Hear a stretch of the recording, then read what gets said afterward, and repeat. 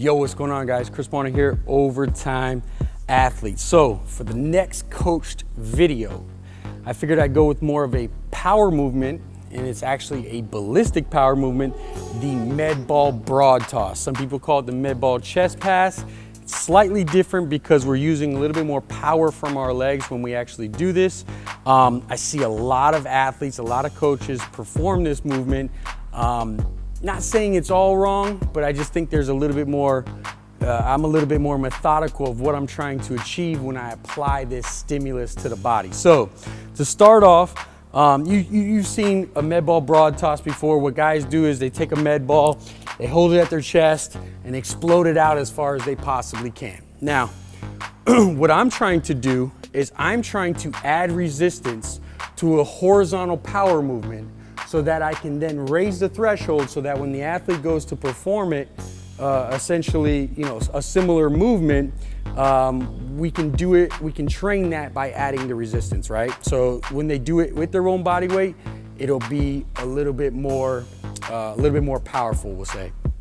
So the first thing I'll do to teach the movement is I want the athlete essentially from a foot, or as far as their feet from the ground up, I want them directly underneath their hips, the same position they would jump in. I don't want them outside. This isn't really their power base. Anytime we're kind of doing anything from a power movement, I really like to teach them inside the shoulder, basically right underneath the hip, nothing outside the shoulder here.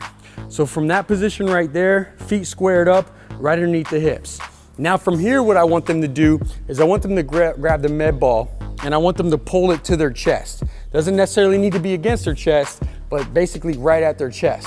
One thing that athletes do when they're holding a med ball is once they go to dip down and perform that movement, either med ball is too much and they can't properly decelerate the movement, or it comes off and really slows them down eccentrically during the eccentric portion of that. So what I want them to do is hold the med ball right to their chest. From here, the biggest thing is loading the hips. A lot of guys will just tilt forward and almost fall into it. What we want to do is we want to put the hamstrings and glutes on stretch by pushing the hips back the same way we perform an RDL. Now from here in this position, what you can see is my chin is tucked and my spine is neutral. And from this, I have my hips, I have my hamstrings and glutes on stretch. Now in the beginning of an off season, when I utilize this movement, I'll really focus on slowing down the eccentric so they properly load the hips and hamstrings and then are able to explode out. And then what you see later in an off season is you'll see me focus on going fast and explosive, even get a little bit more dynamic with it. So from a slow eccentric, you can see my hips go back, spine stays neutral. Now from here, I'm gonna generate the force out of my lower body. I'm gonna explode into a broad jump. And from here, I'm gonna transfer the energy through my torso and explode the ball into the wall or out as far as I possibly can, as fast as possible. Here we go, boom.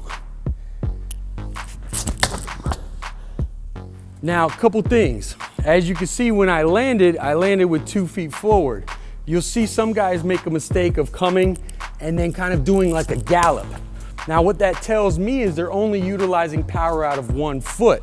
And that's when I'll try to get them and cue them to be able to explode and land as if they're performing a broad jump. The other thing, like I mentioned, another mistake is you'll see when they come down, either the ball is too heavy or they're not properly holding it, but you'll see the ball in the eccentric motion kind of come down and then they got to use so much arm.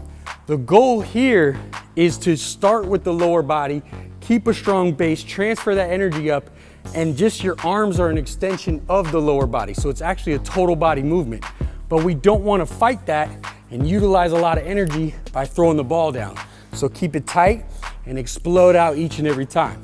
Now, the reason why I'm going over this is because I absolutely love this ballistic movement. What that means is after that initial eccentric motion, it's just all focused on concentric motion, exploding out.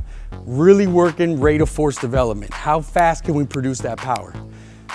Usually what I do here is I'll perform anywhere from 6 to up to 15 throws, and I'll usually focus 1 at a time. I don't want to go repeated bounces. I don't want to go, hey, you got 5 reps continuously.